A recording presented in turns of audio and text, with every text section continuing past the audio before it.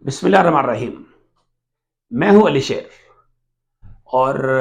آج کے جو ایشوز ہیں بطور صحافی، خاص طور پہ آج کا دن جو ہے وہ کیسا گزرا، کون سی بڑی خبریں تھیں، اور ان کے اوپر جو ہے وہ تھوڑا سا تبصرہ، کچھ سوالات،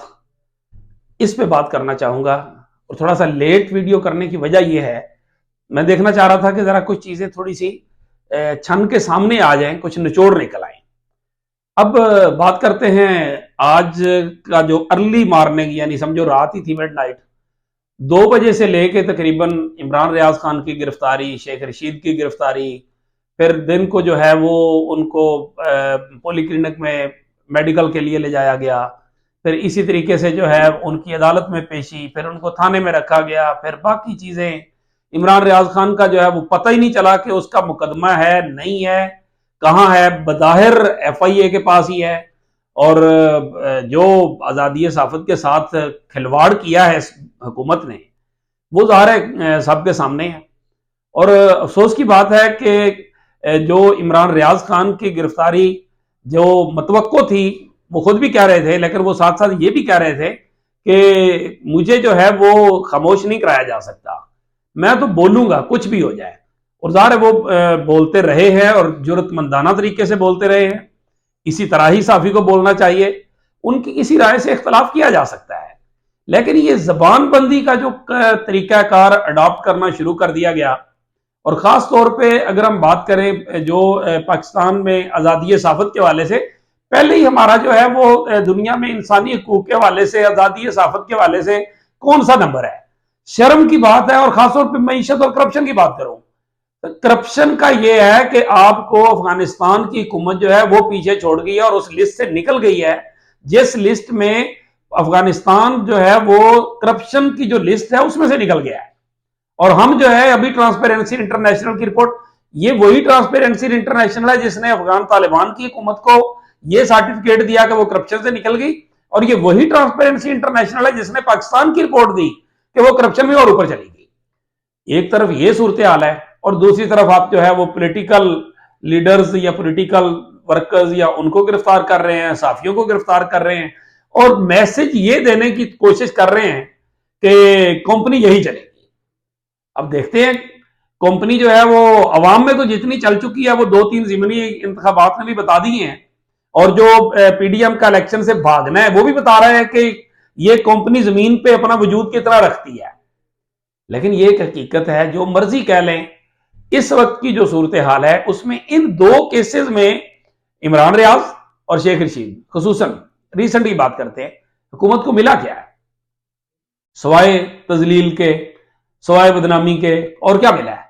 اور پھر کیا لوگ چپ کر گئے ہیں؟ لوگ چپ نہیں کریں گے۔ آج یہ سوشل میڈیا کا دور ہے، باقی لوگ ہیں، لوگ بولتے ہیں، لوگ بولیں گے، کتنا روکیں گے؟ کسی نہ کسی طریقے سے تو لوگ اپنا اظہار کریں گے، لوگ اظہار کر رہے ہیں۔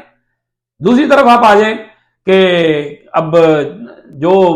خاص طور پہ جو ایک امپورٹنٹ خبر ہے وہ ہے کہ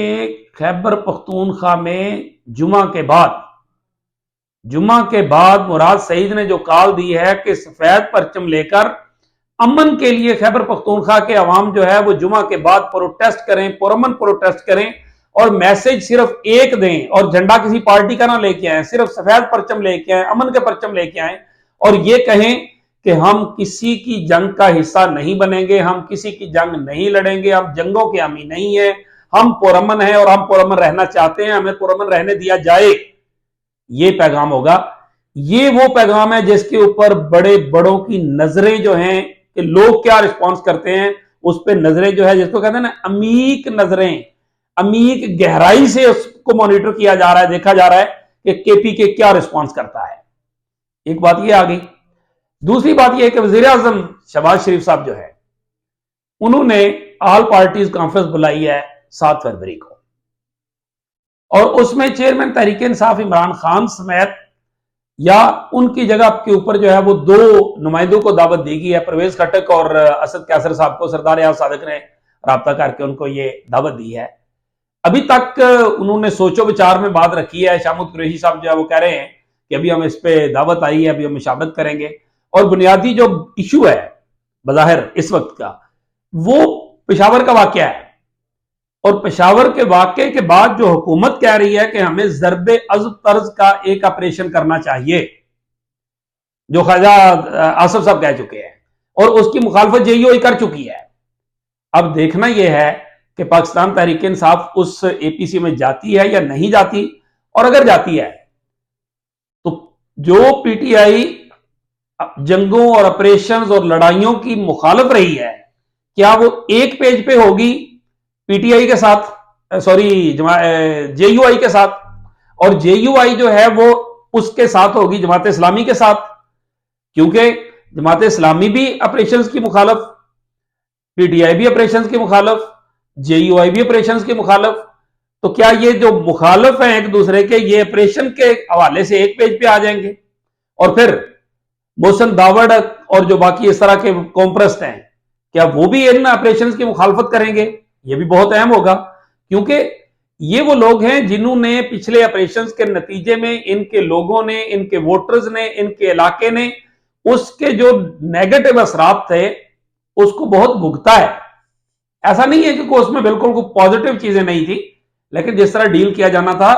چاہیے تھا، وہ نہیں کیا جا سکا، اور اس کے نتیجے میں بہت سے پرابلمز آئے۔ آج بھی بہت سے فاٹا کے جو سابق فاٹا کے لوگ ہیں وہ اپنے گھروں میں نہیں جا سکے۔ جنوبی وزیرستان میں لوگ جو ہے، یہاں اسلام آباد میں جو کچھ ہمارے جرنلسٹ بھائی رہتے ہیں، باقی لوگ رہتے ہیں، وہ ہمیں وہاں کے حالات بتاتے رہتے ہیں۔ اگر وہاں اس کی سچویشن اب تک یہ رہی ہے تو پھر آپ ایک اور جو ہے وہ اس طرح کا پلان کر رہے ہیں۔ تو یہ جو اے پی سی ہے، اس کو بہرحال جذباتیت میں نہیں، ہوش کے ساتھ سوچ سمجھ کے، کیونکہ یہ معاملہ اتنا آسان نہیں ہے۔ ادھر سے سرحد پار سے، افغانستان سے جو ملا امیر خان متقی کہہ رہے ہیں اور جس طرح کے وہ سوالات اٹھا رہے ہیں، وہ بھی ہمارے لیے فکر کی بات ہے۔ اور یہ بھی ذہن میں رکھنا چاہیے کہ جب ہم روس سے بات کر رہے ہیں تیل کی، ایل این جی کی، تو یہ جب اس وایا سے، اس راستے سے آئے گی، تو کیا ہمیں افغانستان سے لے کے پاکستان تک کا جو ہے وہ روٹ پرامن نہیں کرنا ہوگا؟ لیکن امپورٹنٹ یہ ہوگا، اب یہ سوچ ہو سکتی ہے، ایک ہو سکتا ہے کہ پرامن جو ہے وہ بات چیت سے ہو جائے، اور دوسرا ہو سکتا ہے طاقت سے ہو جائے، لیکن طاقت سے ابھی تک نتائج نکلے تو کبھی نہیں ہے۔ جو کر کے دیکھ لئیے آپ، پہلے بھی ایون امریکہ نے افغانستان میں طاقت استعمال کر کے دیکھ لی۔ طاقت جو ہے وہ کسی بھی مسئلے کا کبھی بھی کوئی مستقل حل نہیں ہوتی۔ یہی وجہ ہے کہ یہی جو کل آپریشن ہم مختلف کر رہے تھے، اور ان کے نتیجے میں جو کچھ ہوا، فاٹا میں جو کچھ ہوا اور اب جو کچھ ہوا، اور وہی کے وہی کھڑے ہیں۔ یہی وجہ ہے کہ وہ جے you I us then assembly میں جو ہے وہ بیلنس شیٹ مانگ رہی تھی، بتائیں اس سے کھویا کیا پایا کیا۔ تو یہ ایک بڑی آزمائش بن گئی ہے کہ کیا کیا جائے اور اس مسئلے کو کیسے حل کیا جائے۔ بظاہر تو لگتا ہے کہ ظاہر ہے ایک اگر پورے ملک کی قیادت جو ہے وہ بیٹھ رہی ہے، اور پی ٹی آئی کو بھی بے شک وہ اپنا موقف جو بھی رکھے، لیکن یہ ہے کہ اس کو بھی بیٹھنا ضرور چاہیے، بات کرنی چاہیے۔ ہو سکتا ہے ان کا کوئی اختلاف ہو، کوئی نقطہ نظر مختلف ہو، وہاں پہ اپنی بات کریں، لیکن بالکل اگر بائی کاٹ کی سچویشن کریں گے تو شاید اس طرح کی سچویشن مناسب نہیں ہوگی، بظاہر جو لگتا ہے۔ لیکن کچھ بھی ہے، بہرحال کل کے دن کی جو سب سے بڑی خبر ہوگی، وہ خبر وہی ہوگی کہ خیبر پختونخوا جو ہے وہ کیا رسپانس کرتا ہے۔ اسی کے ساتھ مجھے دیجیے اجازت، اللہ حافظ۔